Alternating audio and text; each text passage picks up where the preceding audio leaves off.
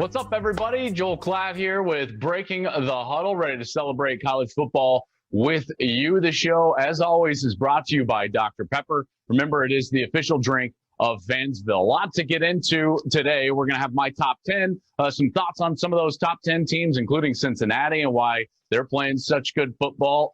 We're going to chat with Brady Quinn from Big Noon Kickoff about his Irish team that is 8-0 and look poised to potentially make a playoff run, depending on what happens in that ACC championship game. I'll break down Michael Penix, the quarterback from Indiana, in preparation for our huge game, Ohio State and Indiana, and then, of course, Clapback, which, as you know, we always finish the show with. So let's get into it right now. The top 10 in the country, as I see it this week. Okay, I moved the little guys, if you will, down a little bit, but it's only because the other teams have been so impressive. So BYU stays in my top 10, but they've become the 10th ranked team in the country. Listen, you guys know how I feel about BYU. I think that they've had a remarkable season. I love what they've been able to do. I mean, think about, they handed Boise State their worst home loss since the 90s, right? Like, this is a really, really good team. I love their head coach. Kalani Sitake has done an excellent job there. They're tough. Zach Hall is an amazing quarterback who I think will be in that Heisman Trophy conversation at the end of the season, and maybe even has worked himself into a position where he could potentially be a guy that could be a first-round NFL draft pick, maybe a second-round NFL draft pick, depending on how the season finishes out. So love what BYU is doing. Cincinnati. All right, folks, Cincinnati is real, all right? And when you look at their last 4 games, like, they were winning games. And remember, the last 2 seasons, they put together 11-win years. And now Luke Fickell's bunch comes out here and they just continue to win game after game after game. And in the last 4, they've been absolutely dominant. Cincy has won by an average of 33.5 points per game over their last 4. They've run for 299 yards per in those 4 games. And Desmond Ridder has 17 total touchdowns, right? Like, they are playing at such a high level right now, and they're making a push. They're making a push to be considered for the playoff. It's one of the reasons I think that you saw Luke Fickell kind of pour it on at the end of the game last week against East Carolina. And I know he caught some crap at the end of the game. You know, the coaches came together. There was, a long conversation there, not many handshakes, obviously masks up. We don't know what was actually being said. But here's the bottom line. When college football is going to crown their champion basically via a beauty contest in the college football playoff with the 4 best teams going, guess what you have to do?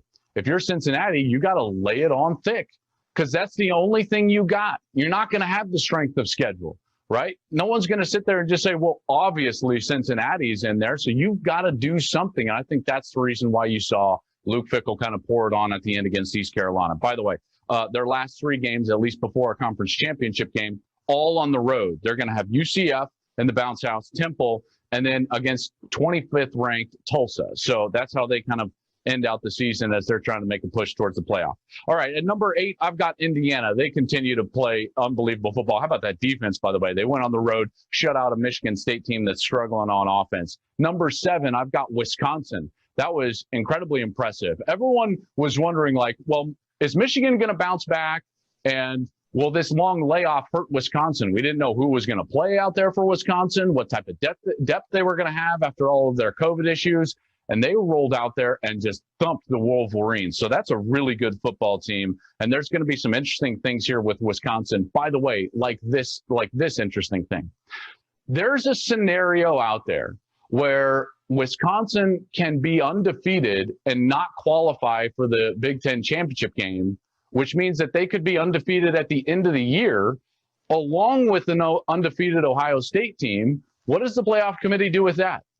Like, there's a scenario where if Wisconsin doesn't get to the 6-game mark before the conference championship game, like if they miss one more game due to their COVID issue, somebody else's COVID issue, and they only play 5 regular season games right now, the Big Ten says if you don't play a 6th regular season game, you can't play in the conference championship game. Well, they would still play in one of those round robin style games in that last week, which means they could be just 6-0. Oh, hey, don't worry about us. We're just 6-0 over here being considered for the playoff, but our own league won't let us go play the conference championship game. Can we change that rule? Big Ten, like, honestly, it's an arbitrary rule. You just made it for this year. Unmake it. I think that's a bad rule. There's no reason why there should just be some arbitrary 6-game mark that you have to play in order to go qualify for the Big Ten championship game. It's only in the Big Ten. You don't see that in other leagues. So I think that the Big Ten should change that, and I think they should change it quickly. All right, number 6, I've got the Florida Gators. Why? Are they 6th and not higher with some really good losses in the way Kyle Trask is playing? Because they lost to my number 5 team, which is Texas A&M. You see where this team is going, right? Texas A&M at number 5 because of their win over Florida. I really like what Jimbo Fisher has been able to do at Texas A&M, and I love what Dan Mullen is doing at Florida. Kyle Trask right now is in the top 2 or 3 in the Heisman Trophy race. In fact, if you had to vote today, he probably would take home the trophy based on volume and numbers over a guy like Justin Fields. But remember now, Justin Fields is going to get a lot of love for being the best player on his team. Trask is going to get the same, but he also has Kyle Pitts. All right. And you may get some vote stealing in the South with a guy like Mac Jones, maybe even Najee Harris from Alabama, where you're not going to get that vote stealing in the Big Ten. At least that's my assumption. So Justin Fields looks like he's in a good position right now for the Heisman, but that's down the road. As we get into the top 4, Clemson's number 4 after that loss to Notre Dame. Notre Dame is the number 3 team in the country. A lot of people hate me for that. But listen, I don't think they're as good or dominant as Ohio State and as Alabama, and those are my top 2 teams in the country. I think Notre Dame is a really good team. I love their length, in particular on defense. They're physical. They had a great game plan against Clemson, in particular with Trevor Lawrence out and some of those defensive players out. But right now, I still have Notre Dame at number 3 at 8-0, Ohio State at 3-0 at number 2, and I can't wait to watch them against Indiana and what will be kind of their first test here of the season. And Alabama there at 6-0. They look dominant as well. So there's my top 10 teams in the country as I see them right now. It should be noted, by the way, folks, if there was a year that we were going to get a group of 5 team into the playoff, it would be a year like this, right? Like, let's say Notre Dame beats Clemson in the ACC championship game, and we got Bama, Ohio State, and Notre Dame all undefeated, and then just a big mess behind it. I could see them saying, like, hey, this is the year. Let's honor Luke Fickell and Cincinnati and what they've been able to do. Or maybe it's BYU at that point after potentially a big win against San Diego State. This is the year. If you're clamoring for a group of 5 team in the playoff, 2020 might be your year. And now joining us, as promised, from Big Noon Kickoff, Brady Quinn himself, the Irish legend. What's going on, dude? How are you? I'm doing great, Joel. Thanks for having me on, brother. Absolutely. I wanted to get you on just to talk about Notre Dame because weirdly, they've been under the radar this year. Everybody, all of us, right, have focused so much attention on Alabama, Ohio State, and Clemson, and rightly so, right, in some regard. But why this Irish team kind of snuck up on everybody, at least, from my seat. So why do you think that is? I think it's because we tend not to look at offensive line play and really value it. I mean, I think you and I do, especially from calling games and watching a lot of the top teams, but a lot of people's eyes don't typically go to the line of scrimmage and appreciate, when Ohio State, Alabama, and Clemson are dominating up front offensively and defensively and are able to see that. And I think one of the things that Notre Dame has done an unbelievable job of this year is just that. They have got an offensive line where all 5 guys are going to play on Sundays. Eichenberg's having a phenomenal year at left tackle. Banks might get drafted the highest at their left guard position. The Patterson at center, he does a tremendous job kind of setting the tone, getting everyone lined up with their calls. And then Kramer and Hainsey at right guard, right tackle, those 2 guys have played together for a long period of time. And so they've got great chemistry, passing off games and that sort of thing. And I just think we've underestimated, how powerful that can be when football is a game sometimes of inches. It's a game of willpower, and they dominate at the line of scrimmage with their offensive line, and that always is going to keep them or give them an edge in football games. And then it's to me, it's their defense, their system with Clark Lee, the way he calls their defense. But they've got a personnel in a group that with Ogundeji and Dalen Hayes, Foskey, who's one of the younger edge rushers off the end, they've got some legitimate talented guys who've been there. They kind of know their roles. And I would compare this Notre Dame team kind of to an NCAA March Madness team, that it's not like your Coach Cal, Kentucky or Duke, where they've got a bunch of one and dones and they're trying to throw it together and make it work. This group has been together for a while. Brian Kelly has obviously kind of built this culture in the program out to the point where they develop guys. These players continue to get better and better.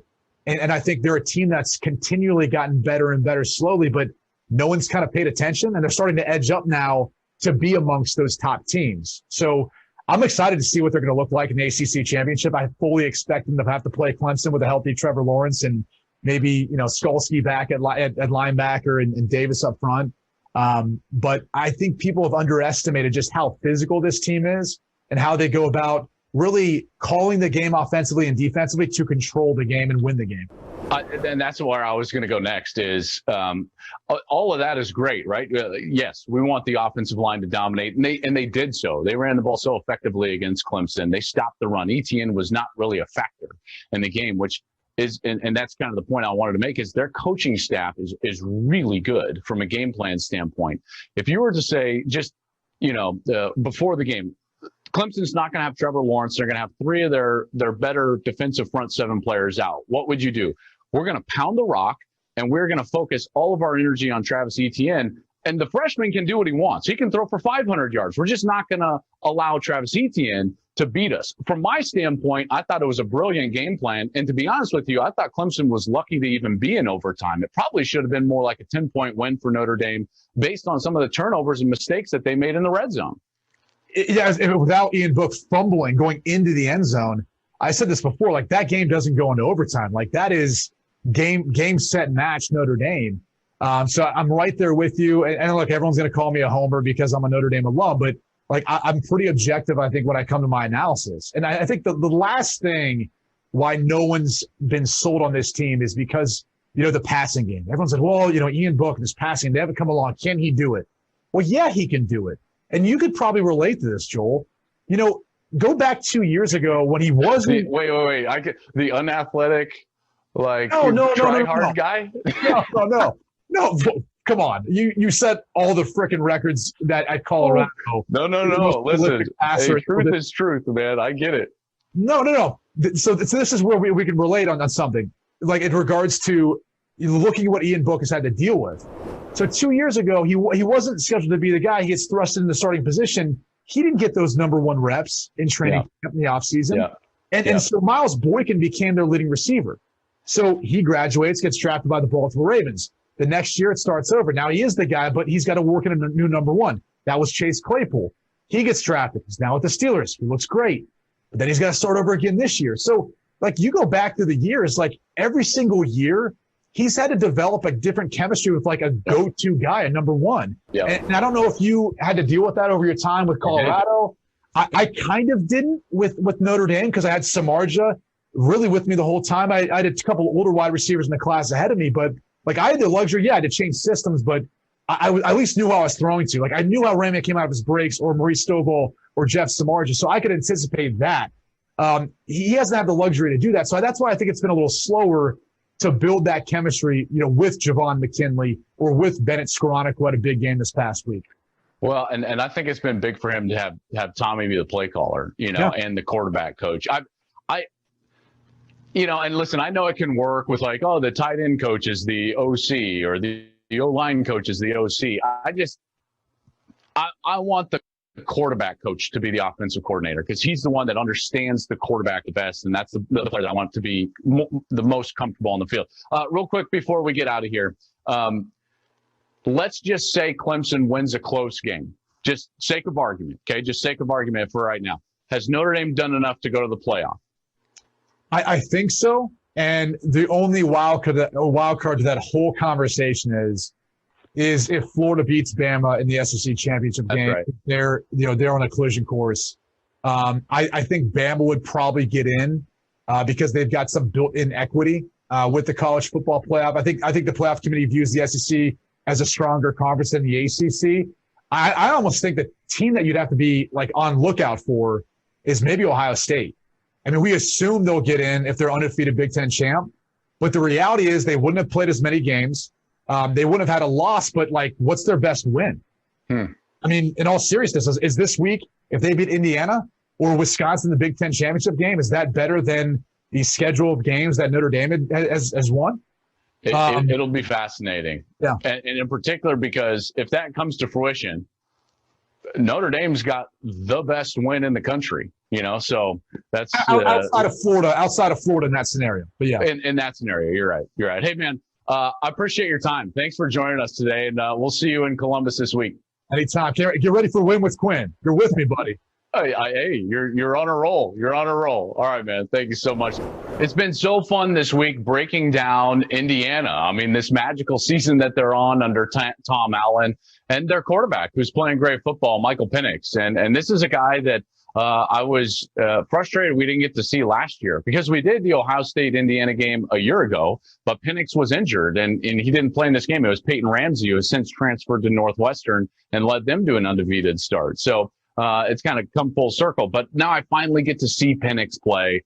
And I've been so excited to do this. And while I've been breaking down some of his film, something jumped out at me. And it's what he does on obvious down situations. When I mean obvious down situations, that means third down, right? When you don't have the benefit of play action pass, when you don't have the benefit of having the entire playbook at your disposal, and there is no run game, can you sit in the pocket and make a throw on time and on target in order to move the chains, right? Like that's when really good players show up and their best is required, and then they show up and play their best. And Penix certainly did that last week against Michigan State. I want you to take a look at these 4 third down plays, and Michigan State actually changed coverage on every single one of those, and he recognized it, and the ball went to the perfect spot, and it did so on time and on target. Okay, so let's go to the tape now. First, the third down, they're going to get in this bunch set 2x2, okay? They're going to have out routes on the outside, which means if I've got a safety moving to the middle of the field, that means those 2 corners on the outside have deep responsibility. That's free access. I can hit my last step